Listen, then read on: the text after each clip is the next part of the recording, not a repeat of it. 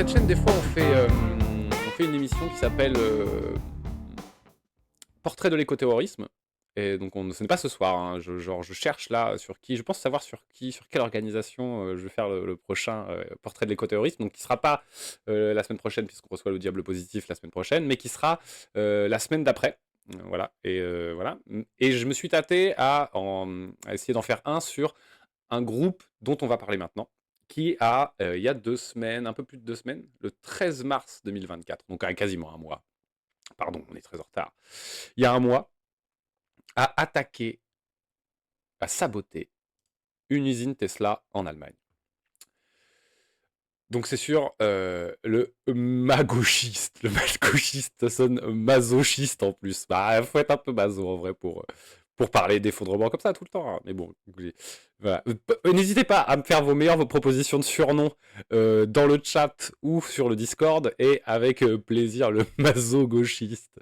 Avec plaisir, on prendra les meilleurs quoi. Parce que vraiment actuellement, voilà, je suis pas satisfait. Peut-être qu'il faudra trouver d'ici à ce qu'on ait notre stream en commun avec le camarade Diable Positif, puisqu'il y aura peut-être il y aura un peu plus de monde. Alors je ne déplore pas la, la quantité de mes viewers, que déjà je les trouve de grande qualité. Et puis bon, le but c'est de s'exercer. Voilà. Alors en Allemagne, un sabotage force l'arrêt d'une usine géante Tesla. Déjà, moi je trouve que ça m'aurait. Voilà. Ça c'est pas XR. Ça vous savez, c'est pas XR quoi. Ça, on n'est pas sur XR. Non.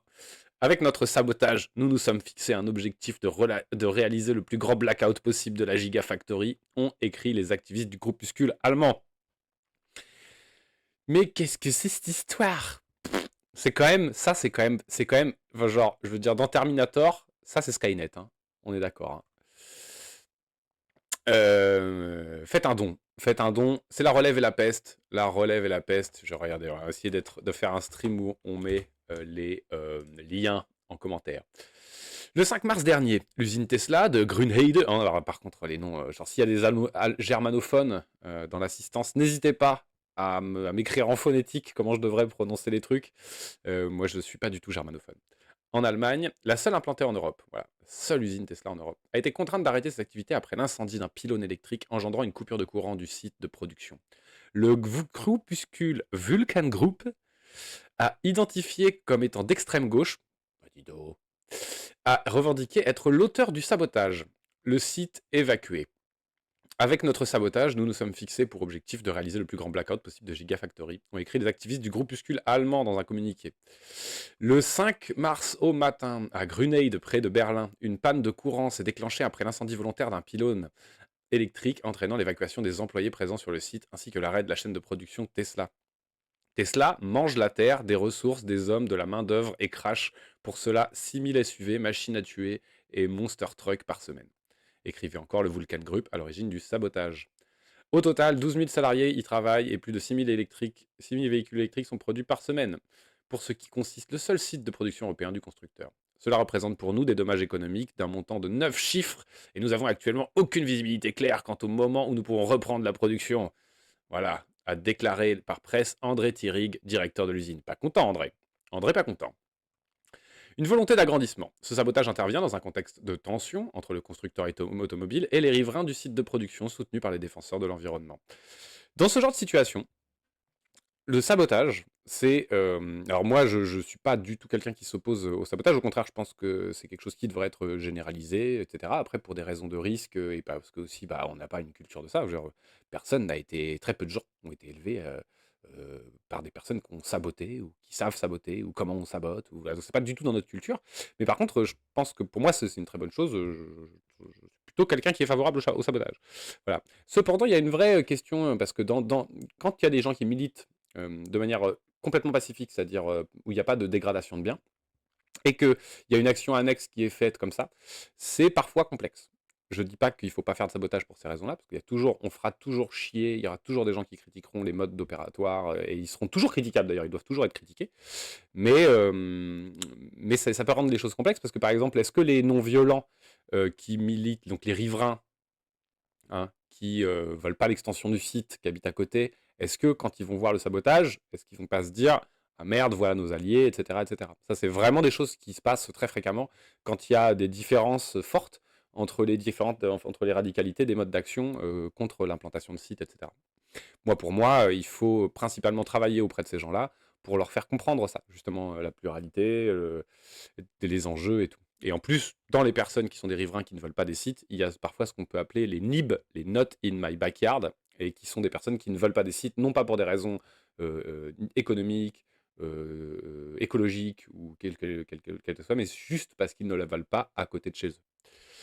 Sinordon qui nous dit un avis sur le livre Comment saboter un pipeline. Il est très bien, moi je trouve ce livre. Il est très bien. Il est vraiment très bien.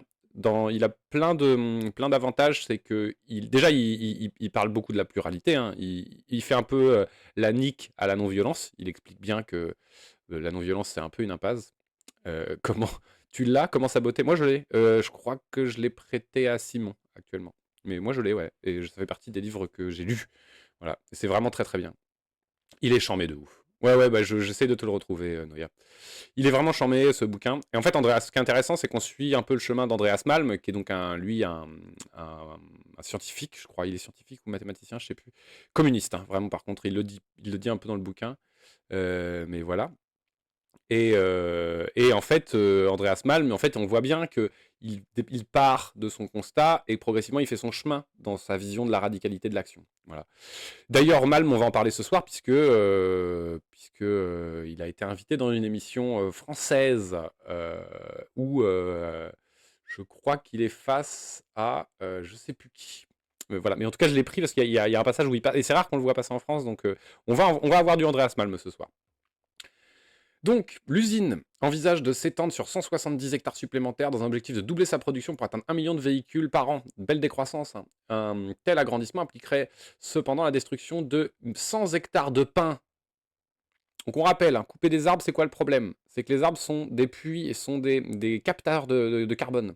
Et qu'en fait, donc déjà, ils permettent de capturer du CO2 qu'il y a dans l'air. Mais le problème aussi, c'est que quand vous les coupez, souvent, du coup, vous allez les brûler derrière ou en faire quelque chose. Et du coup, eux qui ont capturé du carbone vont le relâcher. Donc en plus de plus pouvoir le capturer, le carbone essentiellement capturé va être relâché dans l'atmosphère. Voilà. À ce titre, les associations et populations locales se mobilisent activement depuis le mois de février. Depuis quelques semaines, des activistes ont par ailleurs investi plusieurs arbres pour tenter de faire entendre la voix et protéger la forêt des travaux. Voilà, encore un mode de lutte qu'on avait déjà regardé ici et qui est quand même assez beau, du coup lui non violent, qu'on appelle en France les écureuils, qui sont des personnes qui vont se mettre dans des arbres pour en empêcher la coupe, et qui en France prennent super cher. Pas tant au niveau de la justice, juridiquement parlant, ils sont un peu inattaquables. Par contre, enfin je crois, hein, j'ai pas entendu parler de procès des écureuils pour l'instant. Si jamais je me trompe, n'hésitez pas à me corriger. Mais en tout cas, c'est un mode d'activisme qui est assez beau et qui a marché en tout cas pour l'A68. L'A68 qui est une autoroute qui doit être construite, je crois, dans le nord, un peu plus dans le nord de la France par rapport à là où je me situe, c'est-à-dire en Charente, et qui du coup se sont mis dans les arbres pour empêcher la coupe des arbres, pour empêcher la construction de l'autoroute. Et ils ont tenu des mois, et voilà, donc c'est un mode de lutte qui fonctionne très très bien. Donc à vue de nez, là, il y a un vrai pluralisme de lutte. Hein. Les associations de défense de l'environnement ont toutefois refusé une quelconque implication dans le sabotage. Ça, ils ont raison, il faut toujours dire on n'est pas impliqué, parce que les risques juridiques sont trop forts, décrétant que ce dernier porte préjudice à leur travail. Voilà ce que je vous disais. Donc, mais ça, vous voyez, par exemple, ça, je trouve que c'est un manque de culture des luttes. Hein, mais les associations, c'est souvent le problème, c'est que l'associatif, c'est un lieu, ce sont devant des gens qui sont extrêmement politisés, mais qui ont un dégoût de la politique et qui veulent agir pacifiquement. Vraiment, c'est souvent ça en fait. Et souvent, on a des profils de personnes dans l'associatif qui sont très très critiques envers des modalités de lutte qui ne sont pas la leur. La politique, les gens plus radicaux, etc. etc. Pour moi, plutôt que de déclarer, peut-être qu'ils ont déclaré plus, parce que même si La Relève et La Peste normalement ne tronquent pas, et c'est plutôt un média d'extrême gauche, donc ils ont tendance à mettre en avant des propos pertinents, moi je pense que les associations auraient plutôt intérêt à dire que on déplore l'usage du sabotage, cependant nous sommes arrivés à un tel point d'impuissance que nous n'avons pas d'autre choix que des personnes n'ont pas d'autre choix que d'utiliser ce genre de méthode. C'est la réalité des choses. C'est-à-dire que les gens ne sabotent pas par plaisir. Les gens sabotent par nécessité. Voilà. Donc c'était cette petite news sur la Gigafactory de Tesla. Force au Vulcan Group. Bang, bang.